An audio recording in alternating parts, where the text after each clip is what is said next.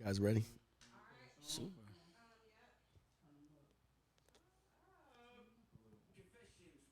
Ew. Yikes. Thank you. Here we go. Yeah. Cause we hot. Here we A little go. bit of volume, L. A little bit of volume. We just came from this, like, Yeah. man, I needed we, that ignorant we still levels, on though. the Ignorant levels. we still in Franklin Hall from Thank the other you. night. right here. Got me wanting to hold the mic like. Yeah. I got bars. Yeah. I give them 16 still. They Yeah. got them. You know what I mean, I was in there rapping to I was. myself, Listen, like a I couple of was. Jones. I was like, As soon as he say Mike Tyson, as soon as he get to the Right. mic, hold up. yeah. What'd he say? I was like, they coming out to, then they In went the safe. right What'd he say right here? from the balcony. All right. All right, L. Woo! Like the booth. Yeah. Like that shit. She want a Mike Tyson blow to the face. Yeah. Welcome to the Real Wave. Hold up. First of all, welcome to the Real Wave Podcast. I'm your host, Naeem Turner, a.k.a. Chill Smith. And this is episode Tracy. It feel like a lot because we've been promoting and doing a lot. That's Ishlo Dollars in the background, my man Big L. Shouts to Rocky Media Productions, Rocky Media's production. Yeah. I'm no good without them, right? Shouts to them, right? They just set Yeah. all this up. This was an abandoned warehouse. Bandos. Shout out to Bandos. Today is special for me. I'm so excited because, one, I'm just grateful to God. You know, been through a lot. Mom is good. Everybody's asking. Mom's doing the best she can. But today is a little bit about, less about me, a little bit about my guests, which are some good friends of mine, some real good dudes, right? And I'm not going to shorten them on the introduction. I'm gonna just introduce both of them one by one. I just want to thank both of these guys for showing up in my life, right? So to my left right here, she said mute the phone. That's what she said. So to my guy on my left right here, Caucasian guy right here, Bird. It's my man Bird. We met in the parking lot. I don't know. This is my day. I'm not going to draw it out. This is my day one friend. I know him for years, decades now. We're from back Dogtown, from back Chew Ave.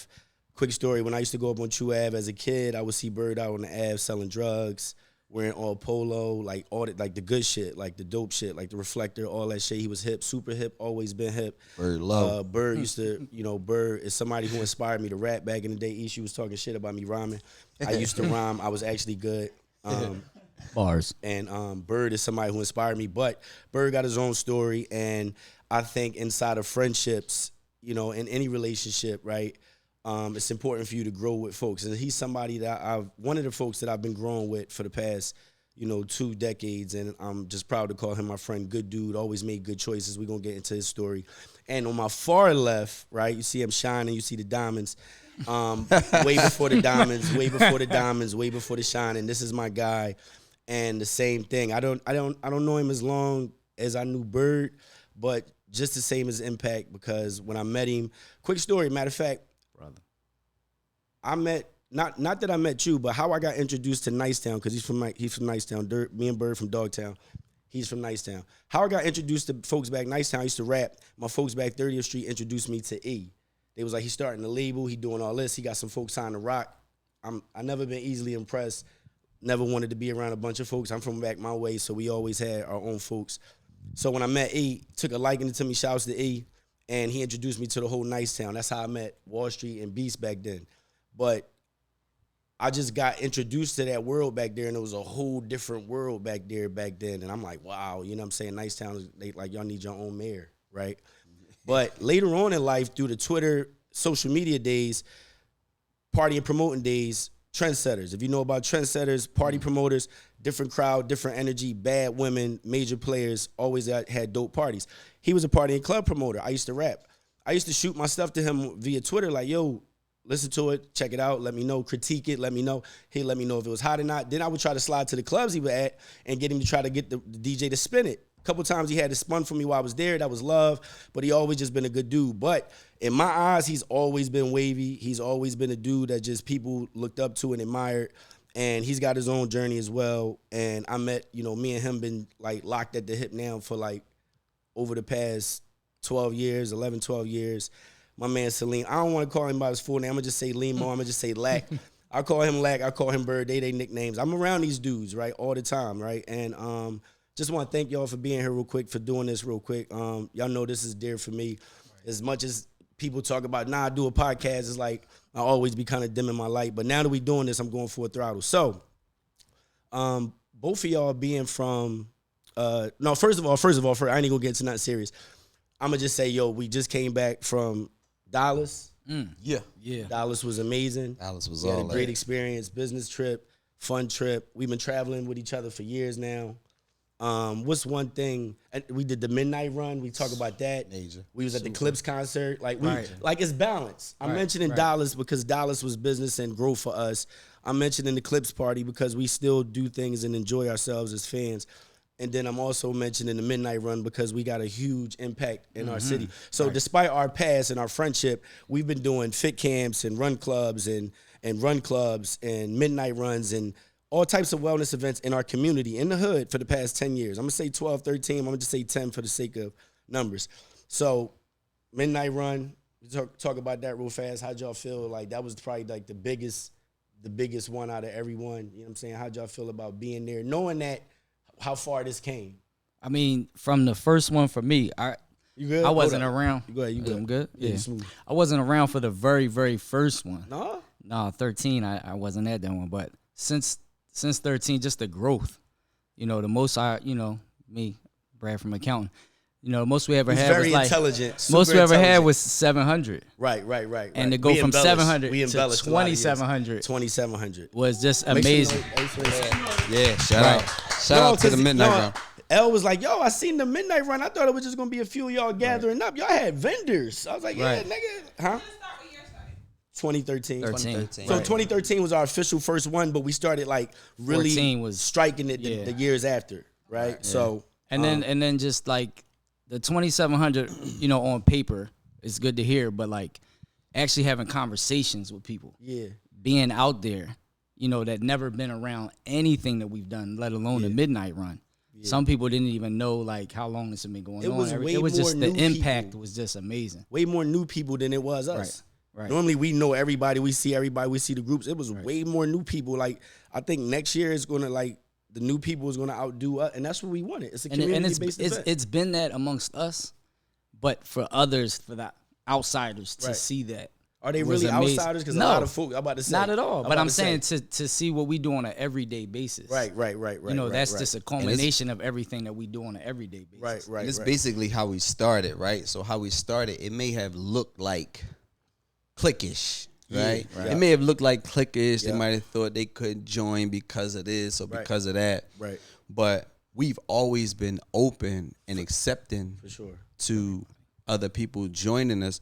But this time, I think people really got it because we linked up with other leaders, outside of us, linked up with other leaders, and they invited their people. And so many people been wanting to join, having those conversations, like Bird said, just having those conversations with people. They was like, I've been seeing y'all all the time, but I didn't know or what it took to join, or I thought I couldn't keep up, or I thought y'all was serious, run. You know what I mean? So when they really found out that it was like a run, walk, jog, bring your dog, bring your kids. We had a DJ out there. DJ was out there. Like the dude vendors was out there. Folks. He ain't stopped massaging folks till 3 in the morning. 4 o'clock. Chicks was lying. The run was over. The run was low. He was the last vendor out there. I wish we could show a picture of him just being the. Shout out to him and him doing his thing.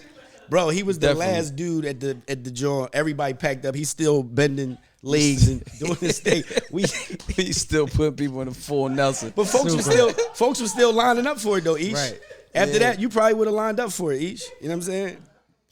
Fountain in the background, ambiance. So, but but in the go ahead. I would say it seemed cliquish because we were just so serious about what we were doing. Right, we were so serious about what we were doing and the impact that we was having just in our community alone. It looked like just us. It looked like just us, come on out, join, so forth. Like we would get people here and there to come join here and there, but people that had their own thing going on, they didn't know how to break the ice. You know what I'm saying? Right. To just, you know what I mean, join some of the things that we had going on for as a big event. And then also cliquish because like they always see us with each other. Yeah. They always it's like they know, like we're known for being with each other. And I think a lot of times inside of our communities, they not used to seeing that. Right. So we've been together for years, just running together, bear crawling together, event together, partying together. So when they see that, it's like, all right, cool. But also, like he said, we had the open invite for everybody because especially in our communities, we want everybody to know that you're not exempt from working on yourself. You're not exempt from the things that helped us grow in ourselves. So let's get into that. You want to wait for him to get in here? He about to walk in, but it don't matter. All right, so I was a prime example of that because I didn't like come around for like a couple months after everything got started. Nah, and I was still hanging out or whatever. He would invite me. I'm like, I don't want to be around them people because I come from that world where if I don't know you. That's what I want to talk about. Yeah, I don't want to be involved or included in something that I don't know these people. So it just got to a point where it was like, I'm going to come out. And then when I came out, the energy was everything. I saw some people I already knew besides Nas, so it just became like I'm in it to win it now. So I feel like a lot of people that are in that world or in that field, they like, okay, well, once I came around, it was lit. But like Leem said, breaking the ice is really, from our community, it's hard to do that. Wait a minute, hold up. Wait a minute. Backtrack a second because you said you wasn't there. Gil just walked in the room. So shout outs to Gil. I mean, I don't want to expose Gil just walking. He got Mike Tyson or That's Ali crazy. on his shirt, Yeah, right? Ali. So no, wait a minute. We Bird, fighting for our you lives. just said something, right? You just said as far as like you came around later, right? You came around later because you said where we from, we're not used to joining stuff like that. Right. And when I first introduced you, you was like, man, I'm gonna come around and work out with you, but I'm not trying to meet nobody new. Why was that why was that your mindset? Like coming from where we come from, why was that the mindset? Because like growing up where I come, you always gotta be on guard because you never know somebody's trying to take advantage of you or, you know, trying to take your kindness for weakness. But really, you want to be included in things. Where I come from, you know, you want to be included in things. It's just everything that we like lean towards was always negative. So to see something positive was like weird. Like No, so why was it weird though? So I'm saying, like coming from where we come from, you come from, I know your squad. I know the dude you grew up with. I know your old heads. Why was it weird for you to like, why is it weird? We all come from the hood. We all come having old heads. We all sold coke, signing. We all sold. Right. Why was it weird for us to do something positive? It's like the fear of not knowing. You know, you don't know those people. Right. I mean, like I said, as soon as I got involved, it took me a couple days and I was all in because it's like you have your guard up, I got my guard up. Right. As soon as you let your guard down, realize you thorough, it's like, oh, I bang with boy. And you have so many likenesses that you're able to open up to people. But like I said, you know, growing up with that negative mindset. That's what I mean. Yes, that's it's what super I mean. negative mindset. Wow, Yeah, where did that negative mindset? Where did that negative mindset come from? That you brought it to? I don't want to meet nobody new. Where did that negative mindset come from? From just people saying things that were BS. It was bullshit. You know, and you just run with it because it's somebody that you admire, or you take what they say, you know, as etched in stone, and then you realize like those are the generational curses and mental, you know, negativities that you were taught. So you just keep teaching the people around you. All right, let's go a little deeper. So, Lack, you from Nicetown, right? You've been through what you've been through, just like Bird been through what he been through, right? Just like before you join a healthy, active lifestyle, you always mention, right? Niggas ain't smiling pics, right? Right. So right, forget about the workout, forget about what we do. Just think about that mindset. Where Bird said, I don't want to meet nobody new because I'm coming from where I come from, that mindset. And you said, yo, where we come from, we wasn't smiling in pics as much as we smile now, for years now. Why was that the mindset? Like, why is that the mindset coming from where we come from? So what I hear a lot of what y'all saying is where we come from, right? And a lot of it is territorial, right? So a lot of us think that we're representing for a territory, a hood, right? Dogtown, Nicetown. Nicetown, Dogtown. And a lot of us, right, we was going so hard for these neighborhoods and these blocks, and we didn't own shit. Right.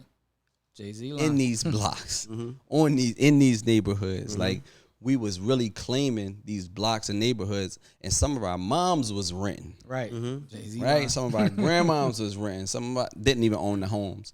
Right? So a lot of it gets territorial, and then you like my day ones. Right. My day ones. And we don't get present to the foundation of what our day ones laid out for us. Like right? what? Like how we laid out our foundation. Like it's us, no new friends. That's what I mean. Right? That's what I mean. And we kept ourselves in spaces and in boxes. Kept ourselves in spaces and in boxes that it was hard to tear out of. And we experienced so many traumas inside of those boxes, inside of those four walls, where if it's just us inside these four walls, these are the only people that I get to argue with, I get to fight with, I get to be happy with. So you experience so many things with the people that you think that you love. Once you start to free yourself from that box or go outside of your territory, you're not looking to build nothing with nobody else. You don't trust nobody else because of what you went through with a loved one, somebody you came up with, or you think you love, or you think you been around, or somebody you call your day one. Right. So you like, man, I finally get out of my shell. I finally get in my box because I have to. And now I'm meeting new people. But now my guard is up because it's like, man, I ain't going through it with somebody I don't love. I don't know. That's not from my hood. Right. You know what I'm saying? So a lot of us got caught up in that and inside of that trauma until we had to. So a lot of us, like myself. What do you mean had to, like, make the switch? Mm-hmm. So a lot of us, like myself, so I had to because I went to school in the neighborhood, got in a lot of trouble. Mm-hmm. My mom wasn't having it for middle school and high school. She was like, I'm shipping you out to the Northeast. What high school you went to? I went to Washington. Right. So I went to Washington. She was like, you're not going to Gratz with your friends. Right. Did that play a major part? Right. So this is where I say I had to. Right. Now I have to. I got to break free, and I got to adapt to my environment. I understand. So now that I'm in this environment and I'm meeting new people, and I'm like, whoa, you just like me. That's deep. Like, whoa, you just like me. Like, where I was shielded off probably the first couple months in school, but now it's like I'm here by myself. So you forced to like. Yeah, so now you forced to be like. Get uncomfortable. Yeah, now you forced to be like, I got to be open up. Now I got to spend 4 or 5 years here in high school. Right. I got to find my tribe. Right. You know what I mean? I got to find my tribe. I'm a long way from home. Right. Super. I'm a long way from home. How long was that bus ride? That bus ride was like an hour. You was up there too. You was up Lincoln. Right. I was up there with Northeast. Y'all was up there. So that 18 was crazy. Yeah, so, and that's where it come from. You start to meet new people and you start to attract your tribe. No matter where you at, you're going to start to attract your tribe because you're going to start to attract the people that's just like you. Yeah. You know what I mean? So you start to attract your tribe and then you start to figure out, man, hold on. I'm kind of open to this now. Like, you know what I'm saying? So you get out of that. Like, you shake and break those traumas, those past traumas. They're still there. Yeah. They still can be revisited. They still can be triggered. But now you open to meeting new people and finding out and, you know what I mean, growing your mind and growing your vision. Like Bird said, the fear of not knowing. There's a lot of things out there that we just don't know. Right. You know what I mean? So let me ask y'all something. So both of y'all from where y'all from. I know where y'all from, right? But y'all got 2 different upbringings, right? As far as mom and dad was in the crib. Right. Mom and dad was in the crib. Mom was in the crib. You knew dad. Mom and dad was in the crib. Step-pop was there, but not there. Not there, right? So let me just ask y'all, like, what, like, you went to school in Northeast as well. Yeah, was that the same thing as what he said? Was that the same thing? Like he said, going to these schools, it exposed, because I remember you went to Australia, which is when you graduated, right? No, before that. Did your school expose you to stuff different than, you know what I mean? No, that was something that one of my aunt and uncles came up with, and they just, put me on something. And I raised the money. They put some money up, and I got able to go over there. It was like an ambassador program. Like they send people from America to different countries, and you mix and So mingle. that had nothing to do with school. No. But did that But I expose almost you to lost something that because different? some dumb shit I did. Did that expose you to something different? Right. What? You almost lost what? I mean, I had already booked the trip and everything was ready to go, and then I was with somebody, thought I was cool, thought it was sweet. I'm out Willow Grove. I get caught boosting. I don't even boost, but it was just so easy. You boost? What you think? Low shit. You know what I mean? It's Is that low shit? I'm like, Bird Low. I'm only 16. Shout out to Bird Low. The statutory. Yeah, What's this called? What's it called? The statutory.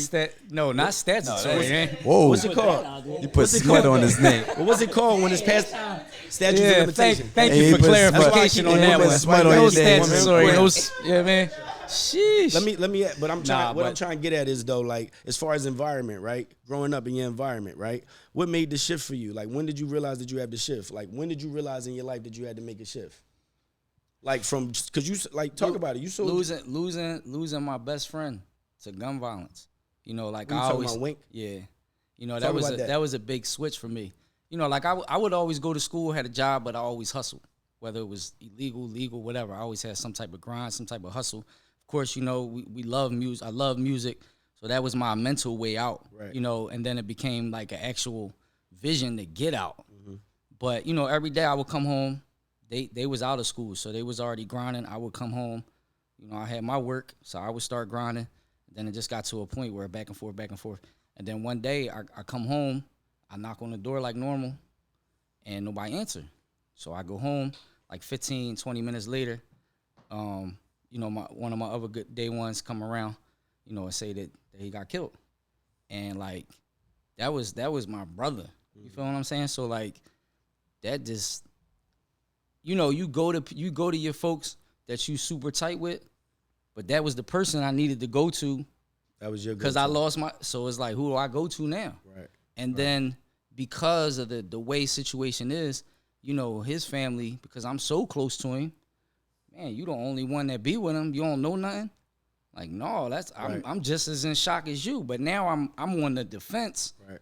Because I'm like, damn, That you put you in thinking the pick- so now I'm the in a hood pickle do that. with my blood, you know what I'm saying, with my family, because it's like, I ain't nothing to do with that. Like, I'm trying to go ride with y'all, like, to see who did it. Right. And y'all whole time like, oh, what you know? And it's like, so that just put me in a mindset of like, The love ain't really real. The love ain't really real. It's more Love ain't about really real. It's more about the material. I was 17 at the time. 21. Yeah, I just about to turn 18. So, you know, mentally that even though, you know, you start to get numb to just people getting shot, people dying That did around something you, to you. that one did something because it was like, it's like every day. Did that I make see, a shift, or was that the beginning of the shift? No, that was the beginning of the shift. Okay. all Because mentally, you know, like, I mean, I'm still like, oh, this is how I make money. right. I'm not going to stop making money. Right. But, you know, it's like I need another alternative. Right. Because there's too many, you know. And so then you just see other things happen around you. And, you know, it pushes you even more to the left. Wait a minute, let me ask Lack. So That's I think environment. That's environment. I think we all been affected by death right in front of us. You know what I'm Facts. saying? I think we all been affected by death right in front of us, one way or another. Mm-hmm. Right? And like you said, many of our folks passed. Lack, talk about the shift that you made, you know what I'm saying, as far as like, you know, because we live a certain way, y'all. Like we live a certain way. We robbed, still, nigga, I had surveillance tapes at one time. Right. Like surveillance tapes. Like 6, 7 joints in my, like. Serious. Right. So I know what we did. It's not glorifying none of that. I'm just saying I know what we did. I'm not trying to dig deep there. I'm saying that mindset that we had, that we really didn't give a fuck, and we risked a lot for nothing. Right. Until something like death happens. And sometimes when we look at death like, shit, I don't want that to happen to me. Mm-hmm. It was right next to me. Right. But my man, same thing with Jim. I know plenty of people that got killed, that died. But it was like, Right. I don't want to die for folks thinking I got more than what I have, because I'm out here and it looks like I look like I'm doing more than what I'm doing. And I'm not, because I'm really not even happy with myself. And like he said, the folks that I'm surrounding myself around, they not even happy with themselves. Right. And now at the burial, I'm watching folks that's not loving themselves pray over my folks. I'm like, oh man, I can't get him another dime 15 out my life. Right. Yeah, I love everybody and I can't help who I know. But Right. that was the start of my shift. And it was like, I've been through a lot. And even right there, it wasn't no major pivot. Like, yo, life started happening the next day. It was still a process. But like, just talk about that, like the in your journey. Because, you know, as far as the shift that happened for you and which, you know, from where you was at to where you started journeying at after, you know, incidents happened. So for me, similar, right? Similar. And it was more so me. I mean, I was such on a down spiral, and you know how you get those out of body experiences, and you be looking at your life, and you're like, man, I gotta make a change. Something gotta happen. Yeah. Right, like something gotta happen. So like when I get by myself, it was like, man, something gotta happen, because I was repeating the same cycle over and over again, getting up, going to work, out all night partying, getting up, going to work, out all night partying. And it was the cycle that I was in, and I wasn't making no real motion, and it was just like a downward spiral, and you start to see it, and I'm like, man, this is getting crazy, right? And then like you pour so much into the neighborhoods, right? Being known from a neighborhood. When Nicetown come up, they're like, oh, you know, Leem. Why do we go so hard over that shit, yo? That's crazy for me, why right? do we go so hard over that shit, It's yo? crazy, right? So it's just like when you start to see that and you start to take that in, it'd be like crazy. So just like him, lost a good friend, like my man Diddy, right? We was together every day. And it was more so I started to make that change, and I started to take him on that journey with me, as far as making the change, right? And it was like he was from one side, I was from west side of Nicetown. He was from east side of Nicetown, right? And we was always cool, but we wasn't as close as we was before he died. Like we started to get real close. Like we started to get real close. He had just came home. We started to get real close. We start, you know what I mean? We started hanging out more, started going out more, and we was around each other a lot, right? We was around each other a lot. We was looking out for each other on the, you know what I'm saying? And we was together so much that we blended each other in that downward spiral, right? Blended each other in that downward spiral. We was going out every night, and we was welcoming in the bullshit. Right. So it was just every night, it was just bullshit coming in. Every night, bullshit coming in from the shit that we was doing. And one night, we was together, right? We was together one night, and that night, March 6th, I'll never forget it. March 6th, 2009. It probably was like 2 o'clock in the 1 or 2 o'clock in the morning. We in the car together. The car get ambushed, right? Car gets shot up. Boom, right? Car gets shot up. I'm in the passenger seat.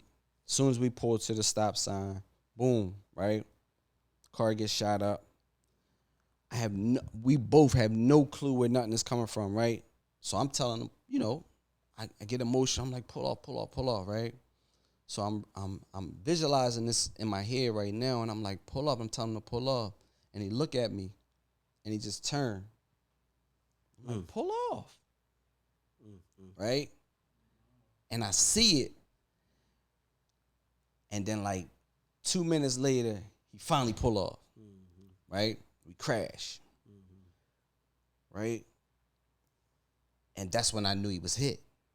Right? That's when I knew he was hit. I'm like, damn, right? So I'm like, damn, so I'm frazzled. I don't know what to do, right? So my only thing was I just, I called the ambulance, things like that. And I sat and I waited. And I remember at the time, my life was such on a downward spiral. I had 2 women pregnant at the same time, right? 2 women pregnant at the same time, right? I was in a relationship. Yeah, it was like I was like going through it. 2009, I thought it was like one of my worst years, bro. And I'm like, man, I was calling it my worst year, but I also had 2 kids on the way. Right?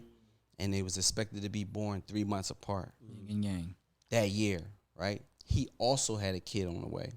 His kid, he died March 6th, right? That night, that happened. March 6th, 2009.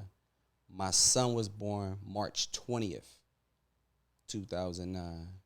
My daughter came a month early, May May 24th, 2009, right? And his son was born in August 20th, 2009. He never got a chance to meet his son, right? But it was one of those things that I was so frazzled, right? I was so angry. But all this time I was asking for change. I was in such a deep depression. I don't know who I was. I don't know where I was going. And I didn't care. Right. I didn't care in that moment. I strictly didn't care in that moment. And when I would revisit what was the your situation, what was like your coping mechanisms? My coping mechanisms, like around that time. I don't even remember, bro. I was like shut down. I was. Because sometimes we go numb and we just don't. I was numb. I was autopilot. nasty. We be on right. I was numb. I was nasty. I was in a whole nother way of thinking. And then the people that I loved and the people that I thought loved me was looking at me like, why you ain't dead? Right. So it was like the same situation, like guilt trip type shit. Like, and I'm glad that I got a chance to realize that inside some of those conversations and things that I was hearing about me, because I was quiet about shit? I was quiet about the situation, but the things that I was hearing about me, because I'm always quiet, I ain't got nothing to say, I ain't talking about nothing, right? One word. So I'm like, Sorry. when that stuff started to come back to me, it was just like, damn. In all actuality, I'm by myself, right? So now, all this time I've been asking for change and been trying to change the situation, I gotta find something, right? That happened in 2009. We didn't really connect till 2000, and I had to go through them things, right? I had to go through those years. Ain't it crazy when we bring kids in this world and we still going through trauma and we bringing kids in, we still those trying kids to adjust into the world, right? My kids is 2 months apart. Kids don't ask to be here, right? Son, mom, daughter, mom, at each other neck. Right. I still got to deal with that, and I got to deal with this death. Everything. Still deal with all this trauma. Unpack all of that. Like I was taking all of that on, and I was just like, damn.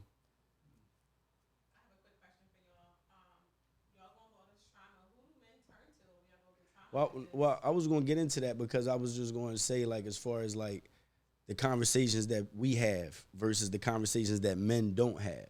Right. And a lot of times we create a safe space. If it's not there, you can create it. So we created a safe space that where we check on each other. And I was just going to ask, as far as piggyback on what you say, is this normal where we from? Like, based off what y'all just said, is it normal? Where we, not deaf, not us coping with trauma and dealing with trauma. Is it normal for men to deal with their emotions and feelings and talk like this and be vulnerable and transparent about how they actually feel? Because like you said, in that state of mind, you're not actually happy. You're not actually A1 in your head. But in your heart, how do you want life to be? Right.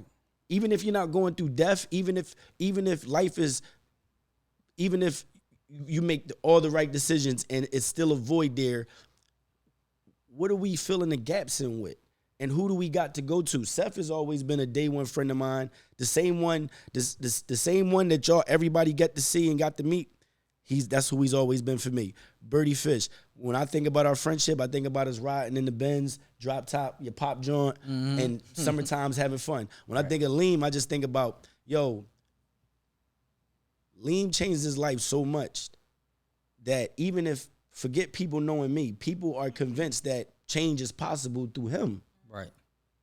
And I think that's the unique part of our friendship, whereas though the average men, especially black folks, and it's not even excluding color, but I'm just saying, especially where we from, we don't have that safe space. Right. And that's why this podcast is important to create it, because I'm not just trying to get war stories out my folks. I'm not just trying to talk about the normal shit that niggas talk about, because we could do that all day. It's the traumas that they've been through. It's the traumas that we all share, and also how we cope with it, how we deal with it, and how we got through it, and how we continuously get through it. Because this is not an end game. This is not. I was just about to ask, do you still feel sometimes like angry because of the death? Like, do you still feel like some type of way? Does it still, or does it fuel you more knowing how much you've overcame? I would say it fuels me more. Right. It fuels me more to do some of the things that I'm doing now. Like, I can look at my life now, and I remember we had this popular bar down my way called UT's Lounge. Shout out to UT's. Right. Shout out to the UT's Lounge. And me and Chris King, right, was supposed to, on that happened on a Thursday, right? We were supposed to talk to the owner of that bar, right, to figure out how we could take over that bar, right? He died on that Thursday. Did he? Right? He died on that Thursday. We were supposed to have, conversation. Paul, you know what I mean? He was getting older. We were just supposed to have a conversation with him. It wasn't nothing solid, but he just said, yo, meet with me on Monday. We'll have a conversation about the bar, so forth and so on. He died on that Thursday. So all of the things, right? All of the things that I go through now and the way I look at life now, I pay attention to God so much inside some of the losses that I take. That is lessons, right? They become lessons so quick to me now, to the point where it's like, damn, why this happening to me? So far, when something happened, I'll be like, what's this trying to teach me? Right. I automatically jump into what's this trying to teach me? What's the lesson? What's the lesson in this? Right. You know what I'm saying? So is that a superpower? Like, is that a superpower? I think that's a superpower. No, because hear me out. It's hard for folks, and Gil, no, it's hard for folks to process the lesson out of each experience, right? Because they'll be so emotionally wrapped up into what's going on, hard to regulate how they actually feel and how to actually process it. And they don't teach that in the hood. They don't teach that. You know, a lot of us has taken, let me just switch the gears real quick. Talking about investing in ourselves. Let's just talk about investing in ourselves, right? We past traumas, different walks, investing in ourselves. That's one thing we don't see our people do when it comes to they'll invest in, if it's a holiday, they'll drive to the Wine and Spirits in Jersey. Facts. When they call last call for alcohol, they haul. And this is no shade. We all have fun. Right. This is no shade. I'm just saying, you can't tell me what we won't do as a people when it comes to having fun and sacrificing certain things. But when it comes to investing in ourselves, our personal development, you know, our character is our crown. Our personal development, who we're being. Right. How much would y'all say that's important? How much would you say that's played a part in both of y'all journeys? You can start with you, Bird, as far as like investing in yourself, because think about it. You was at your job for years. They laid you off. Right. You went through ups and downs, highs, lows with family, in the streets, all of that. You really are a survivor, right? But think about when you started investing back into yourself. You know, not rhyming, because I remember I used to rhyme and my mom would say, if you put half the time in with that rhyme and you do it anything else, you'll be all right. And I didn't understand that.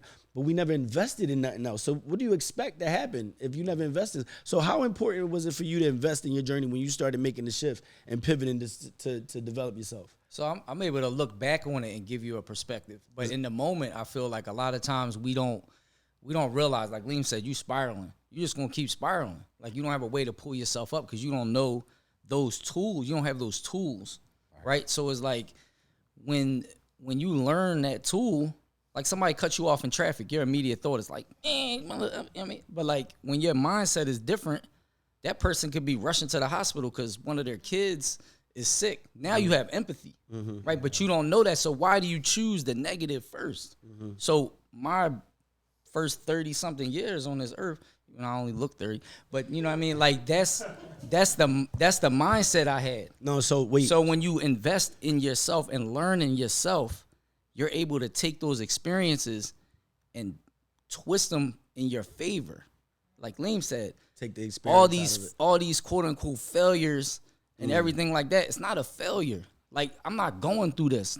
I used to think I'm going through all this stuff. Now I'm growing through this. Right. Like we've talked about that before, but it's like, it's just a different mindset. It's a mindset thing. So wait a minute, stop right there, Lack, and you could pick this up, right? As far as mindset wise, you talked about it as far as who you were being when you started working on yourself until afterwards. Talk about investing, but I just want to kind of specified that thinking or that glass half empty mindset. Right. Like like you said, road rage, the average person. I done had a person pull a gun out on me. Super. In road rage. I was with a cold killer in the car. I'm with a cold killer in the car. Right, you don't want this. He caught us off guard. Like we was like, damn, we really getting old, right? But I'm saying like that mindset of our people, where we come from. We know how important the work that we do. Because it's not just physically working folks out, but that glass half empty mindset of what people can't do and what they aren't doing. How important is that for them people to switch their mindset, to start speaking life into them? So I picked up on the things that's out of our control. Like sometimes you can only take care of what's in your control. Sometimes we try to manage what's out of our control, and that's where we crash out. Crash out. Crash out, right? So it could be totally him. I could be chill. It could be totally all him, right? And if I react to how he reacting, right, that's my loss. You're absorbing that energy. That's my loss. Right. But if I see how he acting, I'm like, yeah, he going through something. If you can really recognize it and be like, damn, no, he going through something. Right. Because what just happened? Right. Why you snapping? Right. I have no clue. He pulled up on the side of me. What, like y'all talking about road rage? He pulled up on the side of me. Like what? I don't even know what happened. But he's in a rage. Now, if I react and respond, that's my fault. That's your karma, right? That's my karma. Because I don't even know what's going on. So a lot of people don't even be knowing what's going on. They just react and respond. Super. Right? So that be it's a reflection of yourself. Yeah. When people do things like you now you like what I went through this morning. You know what I'm saying? Now it's like what he going through, he pulled up. Now he gave me all that energy. Now I can react from what I went through this morning and give it to him. Ain't got nothing to do with him. Ain't got nothing to do with nothing. Right. You know what I'm saying? Right. So a lot of the times that be the thing that tears a lot of us down. We don't have nobody to talk to. And like I said, when that happened in 2009, it was 1, 2, 3, 4 years.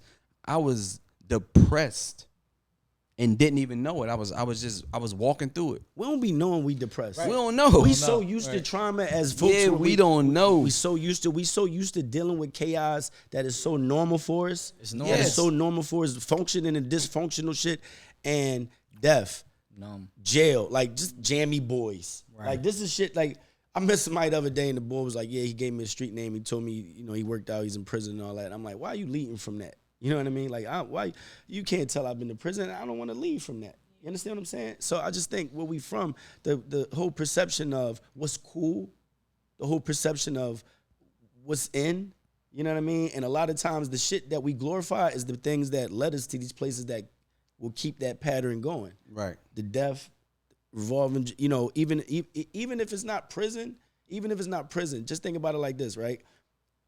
Folks go to school, they go to 4 years school, they get their degree. They come out, they work in the field. They go work in the field that they didn't even go to school for, right? They get a job that they never even imagined getting a job, but they doing it because they doing it for they want money.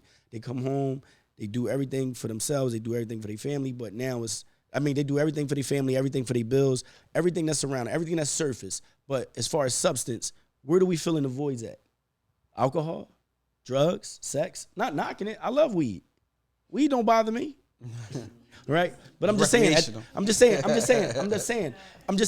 end of the day, right? Where we're from, what we're introduced to, the unhealthy coping mechanisms versus, filling in the voids with something healthy. For instance, when he said, I don't want nothing to do with working out with none of these people, I don't want to meet nothing new, that mindset was, yo, bro, you know where I'm from? If it ain't me, it ain't you. I'm not trying to be around a bunch of new folks and my guard is up and I'm not trying to accept nothing new because on the other side of new, I don't know what I don't know. I don't know what's on the other side of that. Even in that moment, internally, I don't really feel like that. It's just that's my job. That's the your person DNA. I am. That's how I'm supposed to act. That's how they, yeah. Like, if this happens, you're supposed to be that way. If somebody pull up and they not from around here, you supposed to be like, who the fuck is you? Right? But that's, internally, you like, I don't want to have it on my head while I'm out here. I'm just really trying to get some money so I can take care of what I got to take care of. But that's part of your job description. If you work at a supermarket and you a cashier, you got to wait on people. You got to cash them out. If you out here doing your thing, part of your job is looking for the jammy boys, looking for the cops, making sure the count right. Like, those are part of your job description. But it's like, you don't want to. I'm just saying, like, I'm not glorifying. I'm just saying that's mentally how you feel. And it's like, you don't want that. But that's why you don't want to do that part of the job. Like, that's why they say a dope boy. That's why they say a dope boy can run a Fortune 500 company. You know what I'm saying? Let me ask you something. That's why you thinking. Yeah, it's about taking all these great things that you actually possess, all these tools that you possess, and putting them in the right places. Because those, like Lean said, man, you could run a whole Fortune 500 company just learning some of those things. Cause it's but you don't know what you don't know out of fear. I think a lot of folks live out of fear. Right. I think a lot of our people live out of fear because they so used to what they know. Either it's a job or rather it's just complacency.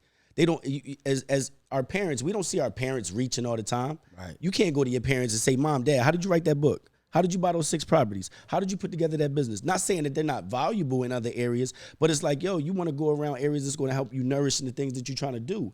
But at the end of the day, a lot of folks are scared to step into the unknown. Facts. Like if he didn't go to, like he said, he went to Washington. My man went to Clark. When you go to college and you're forced to grow, you're forced to be in an environment where you got to get uncomfortable and figure it out. Some people that had to figure it out in the street. Some people got to figure it out without support. Some people got to figure it out with you dig what I'm saying? Like, I was getting kicked out early age. You dig what I'm saying? So like I told y'all, just imagine going to each one of my friends' houses. Can I spend the night? It's chill for the moment, but we don't know that this is trauma. Mm-hmm. We don't understand that in the moment. But let me ask you this. What's one thing that you had to stop doing in order to get your peace? And what's one thing you had to stop doing to get your peace? What's one thing you do to protect your peace? It was one thing you had to do to get your peace. To get my peace, it was allowing myself to be okay telling people that I love, no. Ooh. Which is still to this day, every day is hard. They don't respect your no. Yeah, a lot of people don't respect it. They don't respect your no. Because they don't see the old me. If you told me no, I wouldn't have respected your no. But working on myself and still, I hear no's and it still bother me. But it's a lot easier. So you can your intention with your no is still from a place of love. But their reception of your, the way you're giving it is just they don't receive it that way. Because in their mind, it's like, so you had to stop telling everybody yes in order to get your peace. Yeah, that's one thing. Yeah, like showing discipline to things. Because you got keep it a bean. Like as men, we get pulled in 1,000 directions. Oh yeah, 100%. Whether you got kids or not, whether you got businesses or not, properties or not, you got get pulled in a million responsible. Right. So it's like if you tell everybody yes, what do you say? If you tell everybody yes, you're saying no to something else that you should be doing for you. Exactly. If you say yes to everything, that means you're saying no to something that you should be doing for yourself. Think about it. If you're saying yes to this job, my man was doing double shifts every day. If he was saying yes to that double shift, but he wasn't giving himself something to fulfill him, what's that look like? You understand what I'm saying? Mm-hmm. Like, what's something that you do, bro, to maintain your peace right now, being as though you've been through everything, something that you do right now? And I know what you can say. You can go a million directions, but just one thing. It's normal for us, but if you say it to everybody, you might say meditation. They be like, what? You know what I mean? But it's normal for you. You know what I'm saying? No, so it's similar. Being selfish. Like, selfish went from a horrible word to the best word in my world. Elaborate. So to elaborate, I gotta fill my cup, right? Mm-hmm. So like you were saying earlier, I gotta be able to fill my cup till it overflows, and whatever overflows is for everybody else. Right. I can't be half full and then somebody that's filling half empty. And I'm pouring in my half full cup into their half empty cup.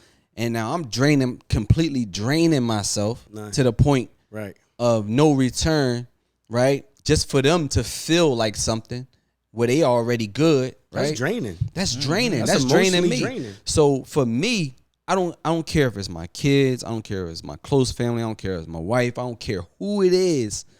If I feel a way, I know that I got to do something for myself. Like if I committed to something, I got to go do that thing that I love real quick. Like I got to go do that thing I love. You got to say yes to you. Yeah, like I got to say yes to me. Right. And for me, what it's been for the last 13 years is I'll go on a run so I can talk to myself. Bro, talk heavy. Right. We just talked about this the other day. I'll go on a run just so I can talk to myself. I just did so I can support myself. Yo, you the shit. Yo, you can do it. Yo, you can make that phone call. Right. That's holding you back. Yeah, yo, listen to you listen to music differently when you go on it. I don't even be knowing. Listen, I don't even be knowing. I celebrated at the end. They be like, random 12 miles today. Right. But I didn't know I was gonna run 12 miles. Right. I just kept running one way 6 miles. And I was talking to myself, and by the time I looked up, the joint was like, you are 6 miles, 8 minutes per mile. And you be like, damn, I gotta get back. Right. Like, all right, I'm finished talking to myself. Now I gotta get back. That's the hard part. Like, what's the conversation gonna look like on my way back? Like, how am I gonna get back? Like, that's the one that changed you, because it's like, damn, you get the run, you get the groove, and you like, oh yeah, damn, I'm feeling good. You having a conversation, you listening to music different. Oh damn, on the way back, some shit. Yeah, the way back. I mean, damn, I never listened to it. Like, damn, it's my 19th time listening to this. Hov said, damn, that bar was crazy, right? Make it a caption. You like, oh, let me. Right. Let me put this in my notes. Let me put this in my notes real quick. This gonna be my caption for whatever. You know what I'm saying? And then when you hit that mark, and you like, damn. And then you look at the joint and be like, damn, 6 miles, and be like, damn. I didn't want to run 6 miles. Like, I didn't want to run 6 miles in one direction, but now I got to get back to where I was at. So now it turned out to be 12 miles, and people looking like, damn, you did 12 miles, and you be like, no, you going said through something. That's what it looked like when I was going through something. No, you said something the other day on the gram, and when I did the miles and I tagged you, you was like, yo, I love when we in this mindset, because when we in this mindset, it's like, it's nothing that we can do, because nothing we can't do, because we got to trick ourselves, manipulate ourselves to not fall victim to everything around us. So we got to shake shit up for ourselves. Yeah. So when we shake shit up for ourselves, it's like, all right, you know what? I got a problem solver after that. Right. Mm-hmm. So wait a minute. So not before we go, but before we go, great conversation. But I just want to ask y'all one thing that you would say, being as though that you where you at now, the age you are now, and the place that you are in your journey, everything that you overcome. Both of you guys are survivors. Both of you guys overcame a lot of trauma. Both of you peeled back so many layers. It's hard for men to hold each other accountable. I thank you guys for being great accountability partners. Gil, same thing, even though I'm going to bring Gil on here. What is one thing that you would say to your 18-year-old self right now? For the people back home, and you know what I mean, understanding that these are the talks that we got to have. That picture is so crazy. Like every time I just looked at it and I was like, I'm gonna wait till the podcast to be over. So I'm sorry, Lack. I'm sorry, Lack. Focus, Lack. Don't worry about it. Don't Lack, even look. Lack. It's not in the film. Lack. It's not behind you. He does painting with a twist for real. Right. Yeah. Right. So what just happened? Yeah. Like, wait a sec. I was trying to ignore it. So I kept looking back this way. It's everywhere on that pic though. It's coming from the top, the bottom. So anyway, Lack. I'm sorry, Bird. What's something that the other one is crazy too? All right, I'm sorry.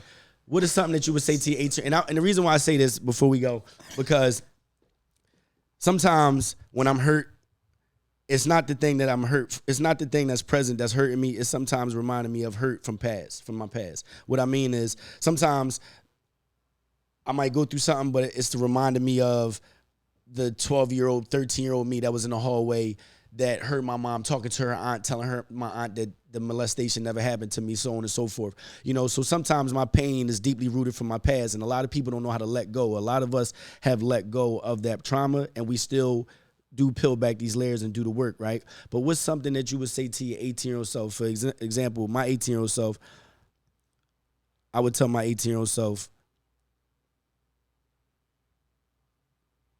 you the best thing you got. Love on yourself, and everything will fall in place. Respect with everything that God's put in your place, and respect everything that God take away from you. God's plan is better than yours. I know it's going to be harder for you to understand, but at the end of the day, you know, you're going to learn to go to him more than you go to anybody else, and build your relationship with your creator. Because that's the most important part, because when everybody's not around, and when you think nobody's around and you by yourself, that's who you need to go to. That was definitely one piece of mine. it's not their fault. Right? Right. Take accountability for your actions. That's one. And just have unwavering belief. You know, like believe in yourself, believe that everything is already, you know, that's already what I believe, but I'm just saying, like, really be true to that in your heart of hearts and in your mind, and walk your everyday path like that. You know, not just think that, but actually walk your path like that. And like Leem, one of the things Leem said, like, when stuff happen, it's like, what am I learning from this? Don't take it as a negative. Not like, why me? Right. Like, and thank you, God. Embrace it. Embrace the lessons. And invest. Put your money. Tuck. You don't need that. Invest.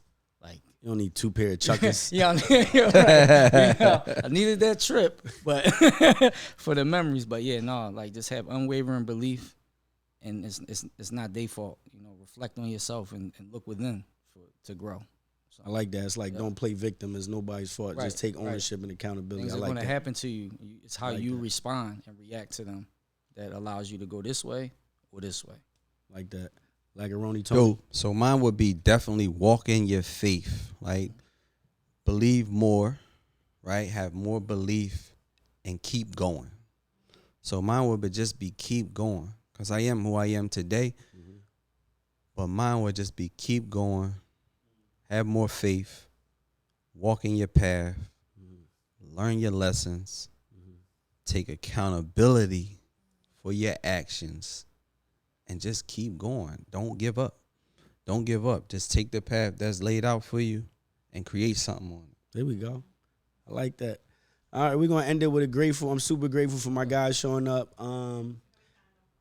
Yeah, we're going. Yeah, y'all want to drop y'all Instagram and y'all what's that other app y'all be on? Say no. It started with a letter. It's like, what's on your T app profile? What's on your T app profile? I was on the T app. That's some nut ass shit. I was on the T app. No, but look. All right, before we get out of here, give me your handles on IG. Give me your IG. Bird BIRD_24fit. That's your name on Instagram? I thought it was Birdie Fish Scale. No, that's my name. You can find me on YouTube. I know. I'm Leemo24fit. LEEMO24fit. And we got a Tuesday night run every Tuesday. We got a Fit Canberry Monday. We got a Fit Canberry Sunday. Right. We got stuff in the community buzzing. If y'all follow us, just join us. We regular folks. We like to get busy. Like, through Friday. Monday, it's workouts throughout our city. And then also, one more question: do girls with no edges give the best head? Yes or no? No, I was fucking with y'all. All right, we out. We gotta go. No lace fronts. We gotta go. All right, we out. We getting sponsored by King's Cafe next time. He's about to peel back layers. Yeah. We getting all right, King's Cafe. Remember, we said don't take it personal. Home of the seafood cheesesteak. Seafood cheesesteak. Seth just had one on jerk the rack. quesadilla. He said to go, but it never made it. Spoken word. Pot and poetry. Posse out. Pot, poetry.